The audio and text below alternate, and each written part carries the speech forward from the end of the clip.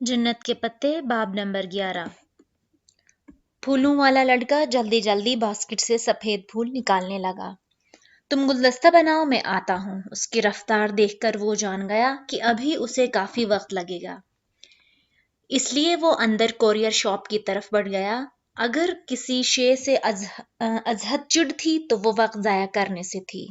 Courier shop में दो अफराद खड़े अपने अपने लिफाफे जमा करा रहे थे।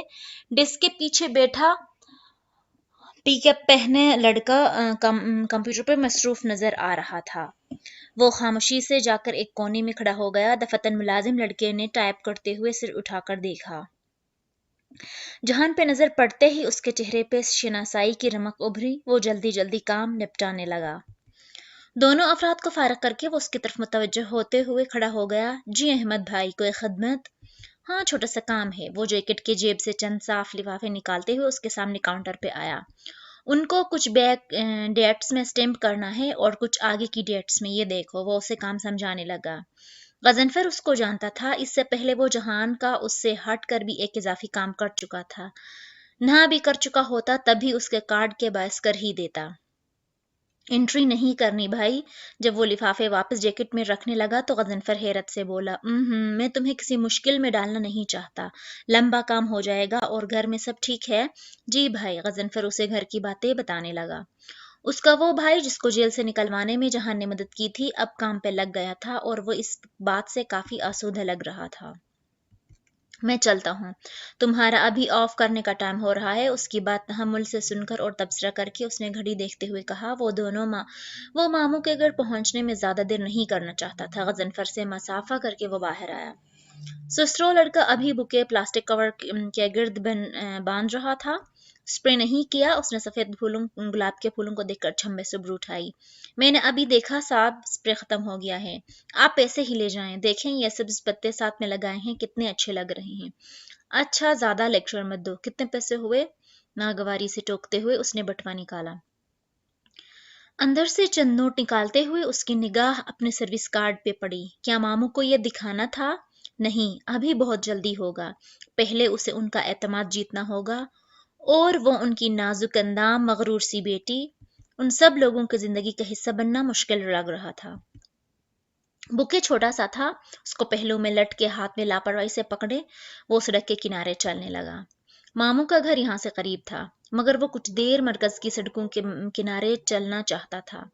अभी वो सिर्फ अपनी सोचों को मुतजम्मा करना चाहता था। वो क्या चाहता था वो खुद भी पुर यकीन नहीं था, या फिर वो जो चाहता था उसे कहने से डर था।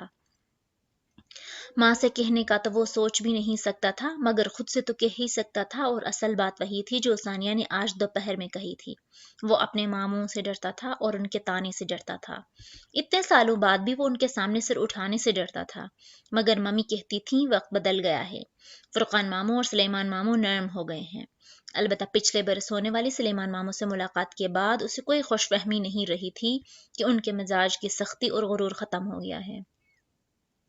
वो वैसे ही थे। फर्क ये था कि अब सुलेमान मामू को अपनी बेटी की फिक्र थी। अब वो बेटी वाले थे। उनका हाथ नीचे था और उसका ऊपर। पहले की बात और थी। तब उनकी बेटी छोटी थी, उन्हें मुस्तकबिल की फिक्र नहीं थी। लेकिन अब उसकी शादी की उम्र थी, रिश्ते भी आते होंगे। अब वो इस फर्ज से सबकदोश होना चाहते होंगे और उनकी पहली तरजीह उनका भांजा ही था। कोई भी अपनी खुशी से बचपन का निकाह नहीं तोड़ता। सुलेमान मामू को भी यही उम्मीद थी कि वो इस रिश्ते को ख़त्म करना चाहते हों कि ना वो खुद चाहता था। लेकिन निभाना, यहीं आकर वो रुक जाता था। ये रिश्ता निभाना बहुत मुश्किल था। वो ऐसी छोटी सोच का हामिल आदमी तो था नहीं कि पुराने इंतकाम लेने के लिए उनकी बेटी को लटकाया रखता। ये भी ठीक था कि वो उनसे मिल ले ताकि दोनों फरीकें देख लें कि ये रिश्ता चल सकता है या नहीं। अगर उसे महसूस हुआ कि वो निभा सकता है तो मम्मी को आगाह कर देगा, और अगर उसे लगा कि वो नहीं निभा पाएगा तो फिर उसी मुकाम पर आकर रुक गया। मम्मी हर्ट होंगी, ये वो आखिरी चीज थी जो वो नहीं चाहता था। इतने साल अगर उसने जानबूझकर मामू की फैमिली से लाताल्लुकी इख्तियार किए रखी तो इसलिए कि वो दूर अंदर वो ये रिश्ता नहीं चाहता था। सड़क किनारे सर झुकाकर चलते हुए उसने खुद से सच बोलने का फैसला कर ही लिया।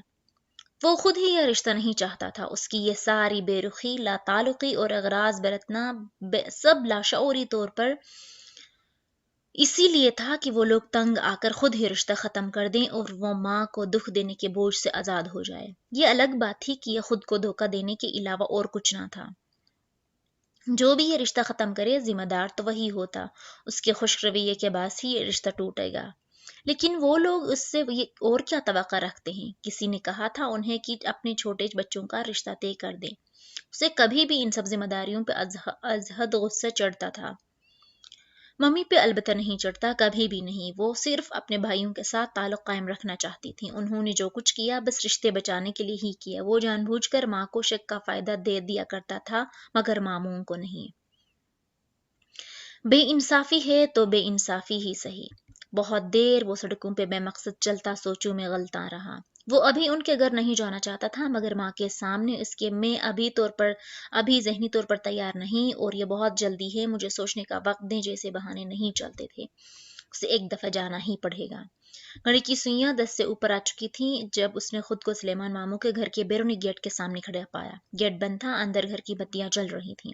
उसकी निगाहें साथ वाले गेट पर फैली। ये फुरकान मामू का घर था। वो पहले एक दिन आकर ये घर देख गया था, और फिर फेसबुक पे रोहेल ने उन दोनों घरों के अंदर बाहर की इतनी तस्वीर लगा रखी थी कि उसे अंदरूनी नक्शा भी हिफ्ज था।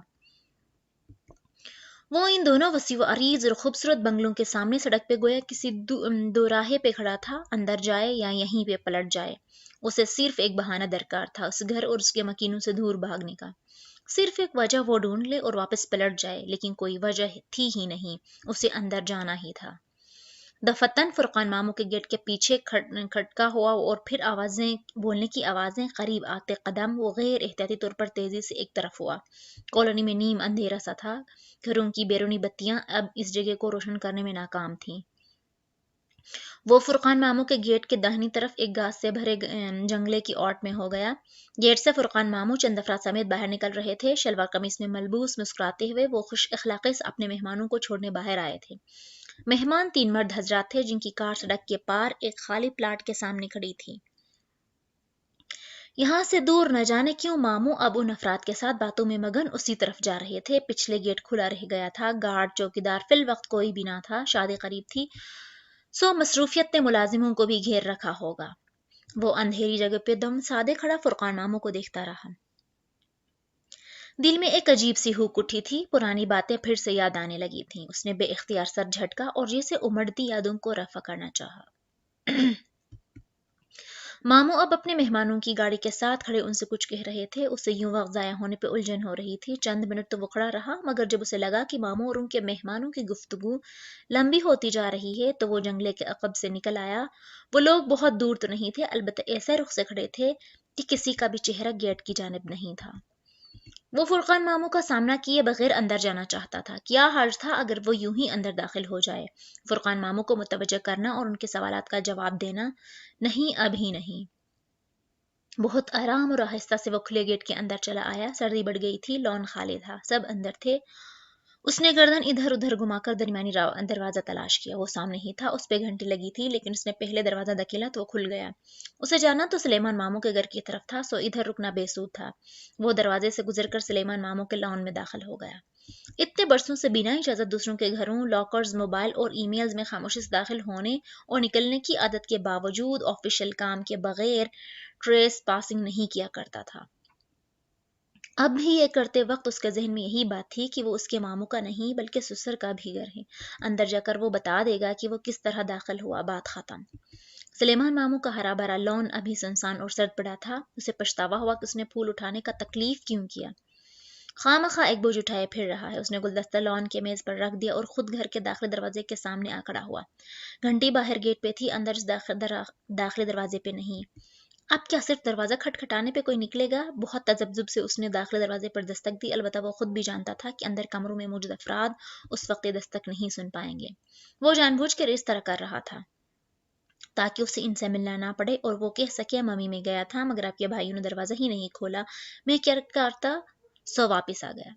हस्बे तवक्का दरवाज़ा किसी ने नहीं खोला। वो सर पड़ते हाथ जैकेट की जेबों में डाले घर की दीवार के साथ साथ चलते यूं ही जायजा लेने लगा, इस घर में कौन कौन है, मेहमान भी आए होंगे शादी के, कोई जाग रहा है या नहीं, और ऐसी ही बातों का सरसरी सा मालूम करने वो घूम फिर कर घर को देखने लगा। तमाम खिड़कियां बंद थी, अलबत्ता लॉन के दाहिने रुख पे खुलती एक खिड़की के दो शीशे के पट खुले थे। इतनी सर्दी में कौन खिड़की खोल कर बैठा है? वो अचंभे से मुंह से कड़े इस तरफ आया। शीशे खुले थे, अलबत्ता जाली बंद थी, उसके पीछे पर्दे भी गिरे थे। दो पर्दों के दरमियान एक दरजी थी जिससे कमरे का मंजर दिखाई दे रहा था। यहाँ वो आदत से मजबूर था। निचला लब दान से दबाए उसने एहतियात से गर्दन जरा ऊंची करके अंदर देखा। कमरे में मध्यम रोशनी फैली थी, सिर्फ एक ही बल्ब जल रहा था। रोशनी का दूसरा मंबा बेड के तकिए पे रखा लैपटॉप था जिसके सामने वो कोहनियों के बल औंधे लेटी थी। स्क्रीन को रोशनी उसके चेहरे को चमका रही थी। वो ठोड़ी तले हथेली रखे दूसरे हाथ की उंगली लैपटॉप के टच पैड पे फेर रही थी। ये वही थी जिसको उसने दोपहर में देखा था। उसने वही सियाह लिबास पहन रखा था, सिल्की बाल, मलाई से बनी जिल्द। उसकी कजन, उसकी बीवी, कैसा अजीब रिश्ता था कि दिल में कोई एहसास नहीं जागता था, ना ही उससे मिलने की कोई ख्वाहिश थी। न जाने क्यों वो मायूस हुआ था। जिस तरह लोग मुड़ कर उसे होटल के लॉबी में देख रहे थे, उसे वो सब कुछ नागवार लगा था। उसका लिबास गो कि ऐसा ना था, आस्तीन पूरी थी, कमीज लंबी थी, निचले खुले ट्राउजर्स थे, मगर उसके कपड़ों की फाल ही कुछ ऐसी थी और कुछ उसका अंदाज कि वो तवज्जो खींचते थे। उससे ऐसी लड़कियां कभी भी अच्छी नहीं लगती थीं, उससे ये लड़की भी कतन अच्छी नहीं लगी थी। रात की मुकद्दस खामोशी में बटनों की आवाज ने इर्त्याश पैदा किया तो वो चौंका। वो अब उठ के बैठते हुए बेचैनी से मोबाइल पे कॉल मिला रही थी। हेलो ज़ारा, शायद राब्ता मिल गया था। तभी वो दबे दबे जोश से चहकी, कैसी हो, सो तो नहीं गई? हया बोल रही हूँ। जहान ने सोचा वो क्यों सर्दी में बाहर खड़ा किसी के कमरे में झांक रहा है। उसको मम्मी ने मामू वगैरह के सारे नंबर्स दे रखे थे, फिर वो उनको कॉल करके बता क्यों नहीं रहा कि वो उनके घर आ चुका है। अगर उसकी नीयत अंदर जाने की होती तो वो लॉक तोड़कर भी अंदर दाखिल हो जाता। सारी बात नियत की थी। सारी बातें छोड़ो सारी बातें छोड़ो ज़ारा, और मेरे पास जो बड़ी खबर है वो सुनो, और तुम यकीन नहीं करोगी, मैं जानती हूँ। वो अंदर मौजूद लड़की की बातें बेतौजही से सुन रहा था। मोबाइल जेब से निकालते हुए वो सुलेमान मामू को फोन करने के बारे में सोच रहा था। उस नंबर मिलाया, फिर बंद कर दिया, फिर मिलाया, फिर बंद कर दिया। Can you believe it Zara कि मुझे यूरोपीय यूनियन ने स्कॉलरशिप के लिए सेलेक्ट कर लिया है। मोबाइल के स्क्रीन पर उंगली से नंबर लिखता वो जैसे चौंका था। यूरोपीय यूनियन स्कॉलरशिप, एर्समेंजस एक्सचेंज प्रोग्राम। अभी थोड़ी देर पहले वो अपनी दोस्त से जो गुफ्तगू कर रही थी, इसमें यही नाम उसने लिया था। वो क्या वो स्कॉलरशिप के लिए कहीं जा रही थी? उसने मोबाइल वापस जेब में डाला। उसकी सारी हिस्सियात अंदर होती गुफ्तगू पे लग गई। बिल्कुल सच कह रही हूँ ज़ारा। अब वो किसी यूनिवर्सिटी की तरफ से आने वाली ईमेल का बताकर अपनी दोस्त को मुतमईन करने की कोशिश कर रही थी। वो दम साधे खड़ा सुनने गया। उसे सिर्फ यूरोप की उस यूनिवर्सिटी का नाम सुनने दिलचस्पी थी जहां वो जा रही थी। नहीं, स्पेन की डियोस्टो नहीं, बल्कि तुर्की की सबांजी यूनिवर्सिटी ने हमें सेलेक्ट किया है, और अब हम एक सेमेस्टर पढ़ने 5 माह के लिए इस्तांबुल जा रहे हैं। बाहर सर्दी और तारीकी में खिड़की के साथ खड़े जहान को महसूस हुआ किसी ने उसका सांस रोक दिया हो। तुर्की, इस्तांबुल, 5 माह। इसने बेयकीनी से पर्दों के दर से झलकते मंजर को देखा। उसका दिमाग जैसे सुन्न हो गया था।